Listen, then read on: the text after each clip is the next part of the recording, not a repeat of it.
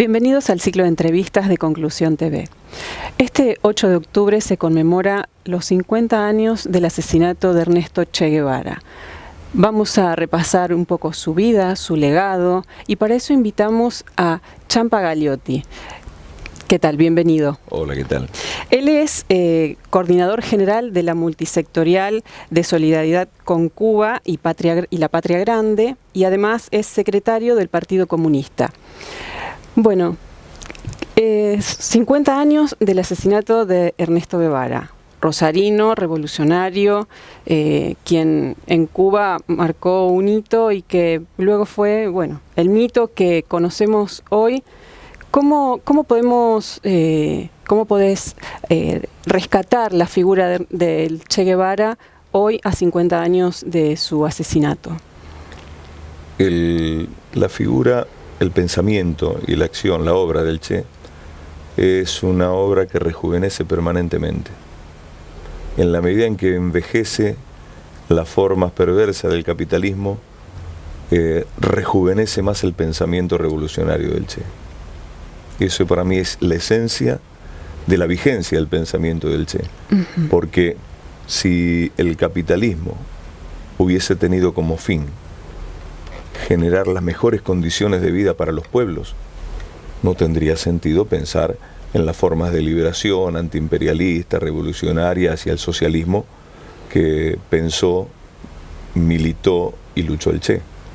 Pero como es todo lo contrario, el capitalismo agrava las condiciones de los pueblos, produce masacres a través de falsa información, de mentiras, podemos citar muchas, pero no viene al caso ahora, y trata de optimizar las ganancias en base a cualquier cosa, incluida el asesinato, los crímenes. Por ejemplo, el pueblo sirio tiene la mala suerte que vive en un territorio donde subyacen recursos naturales. Entonces ese pueblo está sobrando en ese lugar. No son refugiados, son expulsados. Solo por citar eso, digo que esa barbaridad a la que está llegando, y cada vez más grave el capitalismo, hace que siempre se rejuvenezca, que el Che sea siempre joven en su ejemplo, en su pensamiento y en su acción. ¿Cuáles son los valores principales que rescatás de su figura, del revolucionario? Primero, su capacidad para ser parte de una organización revolucionaria, no ser revolucionario solo. Solo se es un pensador, un hombre con disposición, una mujer con disposición, pero ser revolucionario porque está en una organización revolucionaria. Una revolución no la hace una sola persona, la hacen los pueblos y se organizan.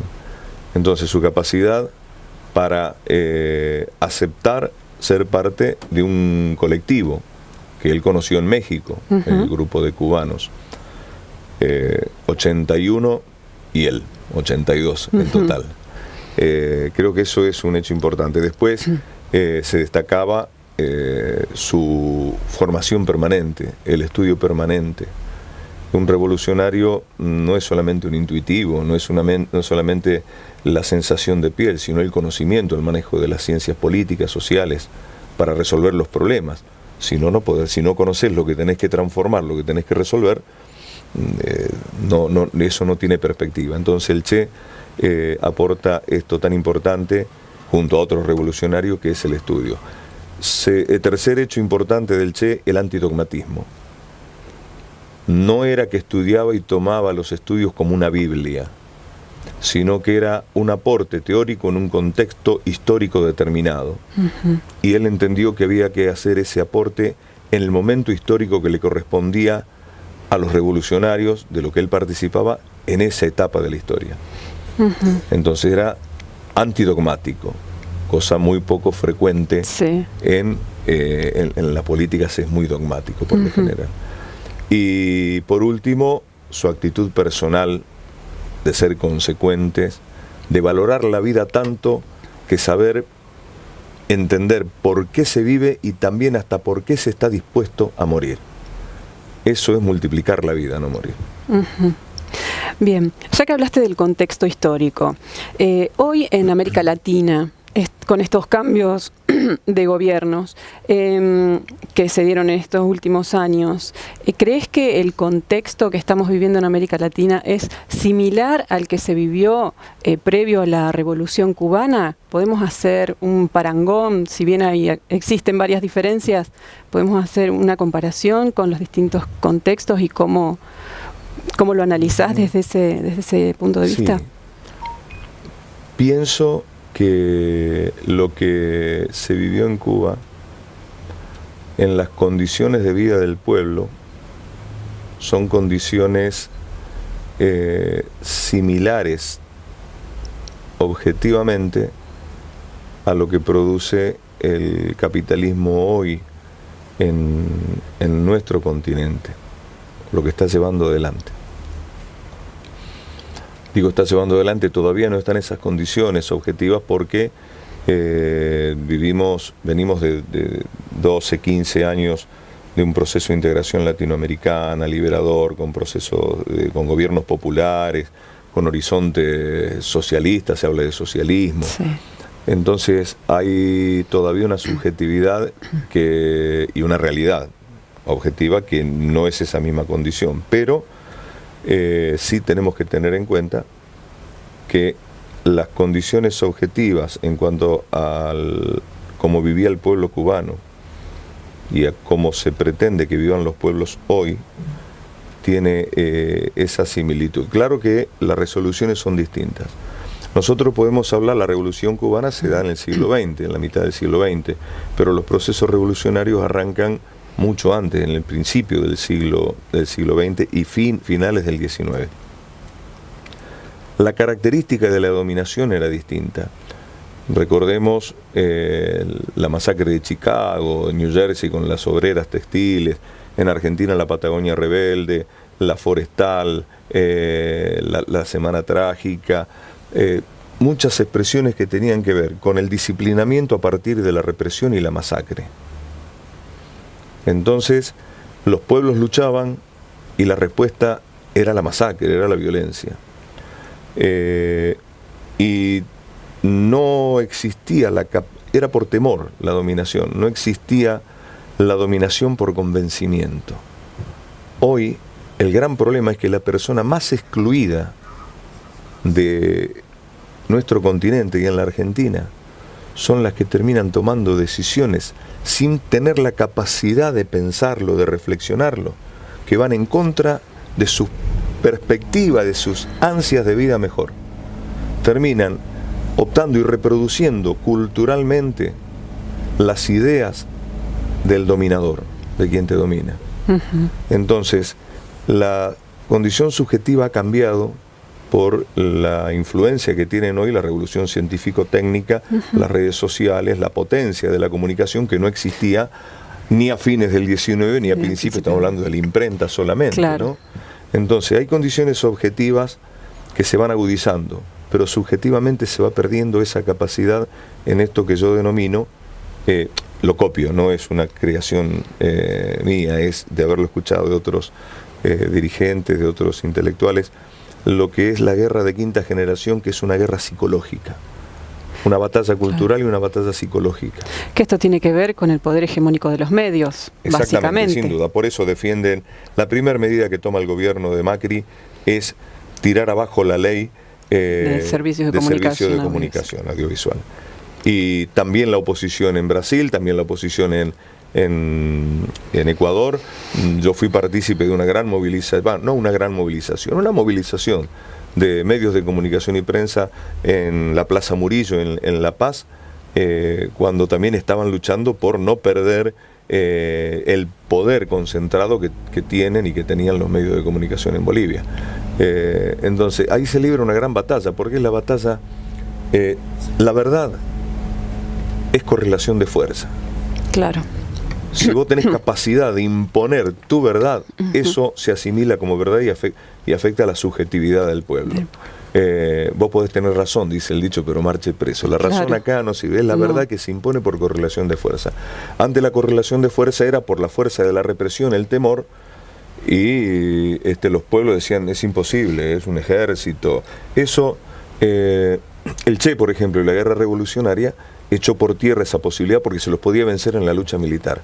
Ahora no está planteado la batalla en la lucha militar, sino en el plano de las ideas. Claro. Y trabajan sobre el plano de las ideas de manera tal que la mayoría de los pueblos terminan reproduciendo culturalmente la forma de dominación que hacen que sea muy complicado romper esa lógica. Complicado, no imposible. Claro. Bueno, y hablando de la batalla de ideas, al Che tampoco lo hubiesen derrotado en la batalla que tenemos hoy. Por ejemplo, se podría pensar en un nuevo Che que esté en ese plano.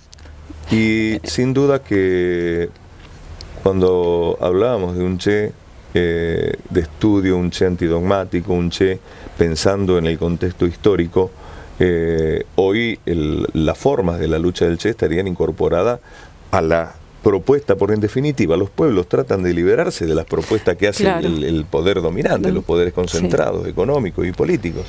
Entonces, no es que vos estás luchando contra un enemigo del año 1950, estás luchando contra el capitalismo que se desarrolla neoliberalmente y globalmente con estas características. No estamos en el capitalismo de bienestar, tiene esto. Entonces, Marx decía, no se trata solamente de entenderlo al capitalismo, sino de derrotarlo. Y para derrotarlo tenés que derrotar al capitalismo actual, no al del pasado. Es otra batalla, estás peleando en otro tiempo. Y el Che, antidogmático, estudioso, revolucionario por el socialismo, hoy estaría creando nuevos instrumentos, nuevas herramientas en la batalla de ideas. Claro. Bueno, a través de la multisectorial y las actividades que realizan, bueno, que podrías contar primero un poquito cuáles son las actividades que realiza la multisectorial de solidaridad con Cuba,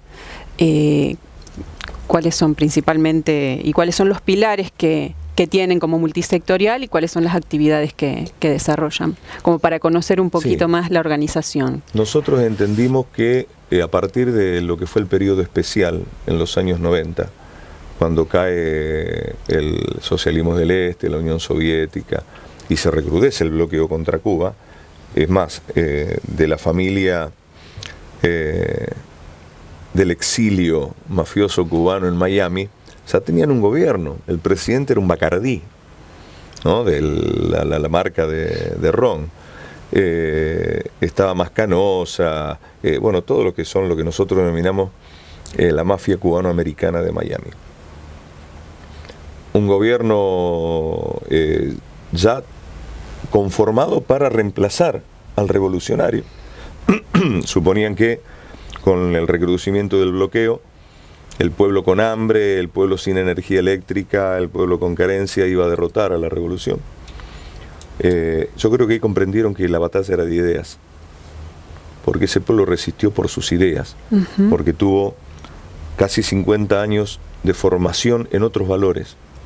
Entonces, eso, el enemigo es inteligente y aprende de sus errores, aprendió de Vietnam, aprendió de la derrota en Cuba. No obstante, sostiene el bloqueo.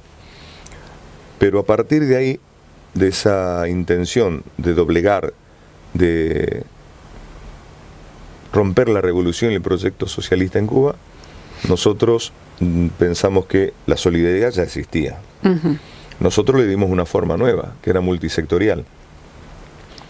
Multisectorial porque no éramos solamente los comunistas los que defendíamos la revolución cubana.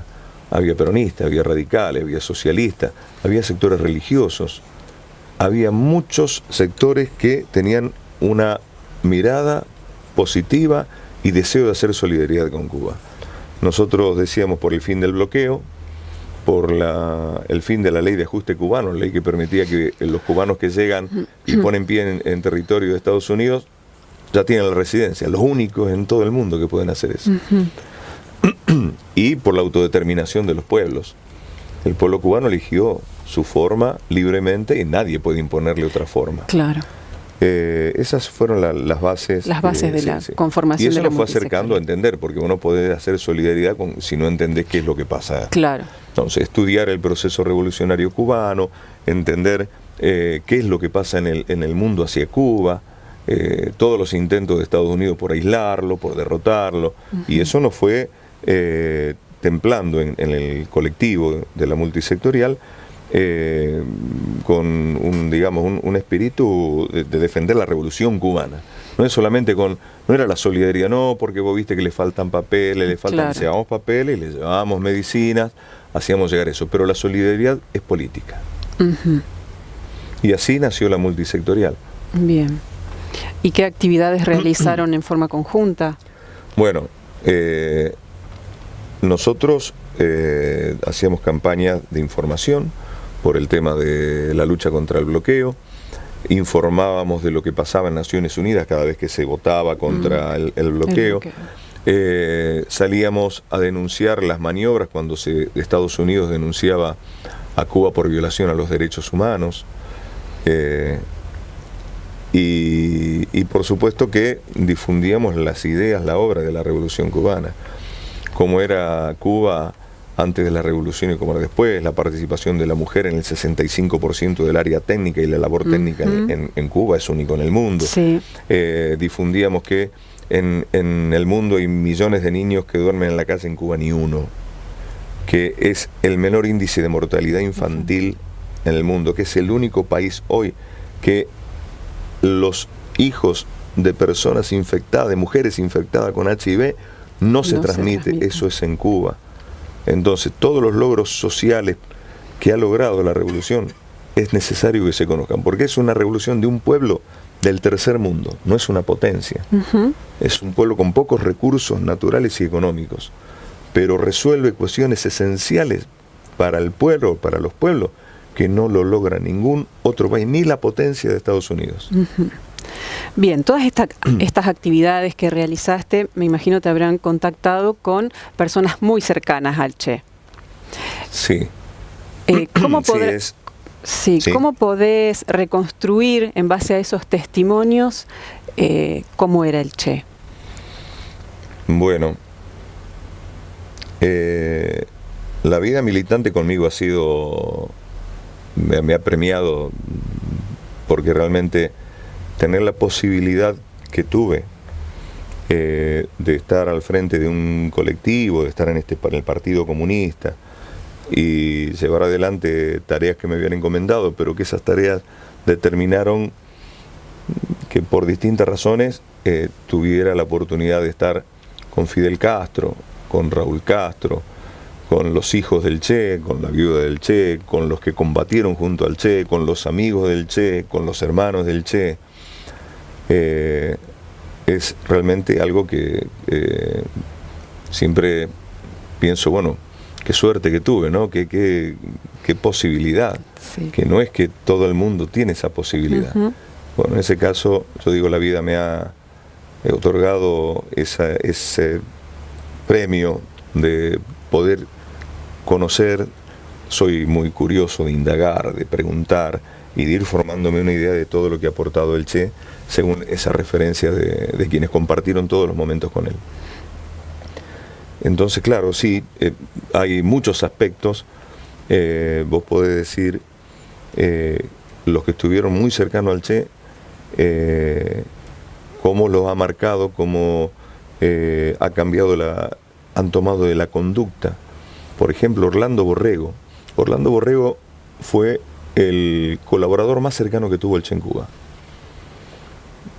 Desde Sierra Maestra, el Escambray, desde el Regimiento de la Cabaña, desde el Ministerio de Industrias, permanentemente colaborador, siempre fue el viceministro, siempre fue el colaborador del Che, segundo del Che. Y él comentaba cómo lo formó el Che, cómo le fue quitando toda esa incidencia del pensamiento capitalista individual para transformarlo en un pensamiento colectivo. Hay muchas anécdotas que dice, qué joven, era un joven, triunfa la revolución, el más grande era Fidel con 33. Claro. ¿No? Y Orlando era uno de los más jóvenes también. Y comenta, por ejemplo, que cuando llega al Ministerio de Industria, un empresario cubano le dice, un viceministro no puede andar sin auto, y le regaló un auto. Y llega el Che a la mañana y ve un auto que no era de los que tenían ahí en la planta. Y dice, ¿de quién es ese auto? Dice, es mío. Me dijo, ¿cómo te has comprado ese auto? Dice, no, me lo regaló. No, se lo devuelves. Nosotros no podemos aceptar ningún regalo de ningún empresario. Pero yo necesito, vas a tener tu auto. Pero si yo tengo un Studebaker, vos no podés tener un auto mejor que el mío, porque con esto que tenemos acá es suficiente. Vas a tener un auto igual que el del ministro. Y le consiguió un auto. Y él dice, pucha, yo tenía, vos sabés, no me acuerdo qué auto era que le había regalado. Un auto nuevo. Dice, todo joven, al igual que acá, claro, que van imponiendo por el efecto de la publicidad que todavía existía en ese momento en la televisión cubana. Uh-huh. La televisión cubana es la primera en toda América en transmitir en color antes que Estados Unidos. Ese dato no lo conocía. Uh-huh. Antes que Estados Unidos. Interesante. Y te imaginas toda la propaganda. Claro. Cuba era el lugar de la timba, de la droga, de la prostitución. Sí. Eso era Cuba para Estados Unidos. Sí, sí. Y los que venían no eran sectores del pueblo de Estados Unidos, era la gran burguesía. Solamente si fuiste a Cuba a saber lo que es el Vedado, el barrio del Vedado, uh-huh, se llama Vedado porque está vedado para el pueblo. Sí, sí.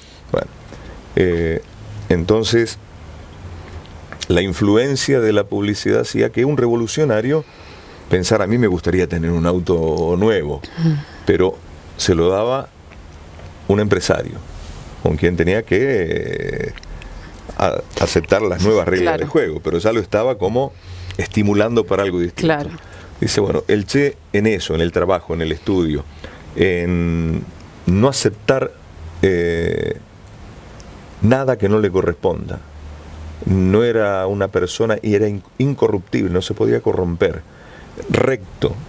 Él promovía el trabajo voluntario, era el primero en ir a trabajar. Sí. Él proponía que había que ser capaces de entregar la vida y era el que tomaba las acciones más arriesgadas. Uh-huh. Un hombre consecuente absolutamente con su pensamiento. Eso es la síntesis de todos, de cuando fue al Congo, de lo que fue la guerra revolucionaria en Cuba, de las decisiones que tomaba, del ejemplo que daba. Se incorporan a la Sierra Maestra un hombre que es uno de los héroes de la revolución y que llega con 17 años, que es Harry Villegas, Pombo. Sí. Pombo fue con el Che a África y fue a Bolivia. Y también se incorporan los hermanos Acevedo, Enrique y Rogelio Acevedo, hoy generales los dos. No sabían leer y escribir. ¿Qué hace el Che en plena guerra revolucionaria? Los alfabetiza. Un revolucionario necesita estudiar y si no sabe leer y escribir, no sabes por qué pelear. A estudiar, a aprender, es alfabetizador de Pombo y de Enrique y Rogelio Acevedo. Uh-huh. Eso te demuestra la dimensión humana que proponía el Che. Uh-huh. Alfabetizar en plena guerra revolucionaria. Bien. Bueno, ¿qué actividades están planteadas para esta conmemoración de los 50 años?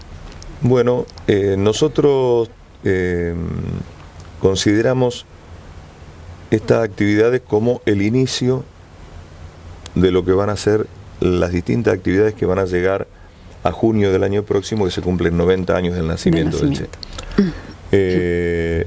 Aquí en Rosario tenemos la actividad central. En Argentina se decidió que en Rosario sea el acto central de homenaje al Che al cumplirse 50 años del asesinato. Vamos a hacer un acto político en el sindicato de Luz y Fuerza, en la sala del sindicato. El 8 es el día que lo capturan, al Che lo hieren y lo capturan. Sí. El asesinato es el 9 de octubre. Entonces, ahí va a haber una expresión cultural muy amplia, va a haber una instalación de fotografías del Che, se va a iluminar toda la plaza, va a estar todo rondando hacia la estatua del Che. Va a haber un escenario con sonido, van a estar los históricos de la solidaridad con Cuba, nuestros queridos viejos que comenzaron esta historia en el año 1957, antes del triunfo de la revolución. Uh-huh. Eran solidarios con los revolucionarios de Sierra Maestra. Mira. Hay una historia muy linda, cómo se conocen los estudiantes. Qué bueno.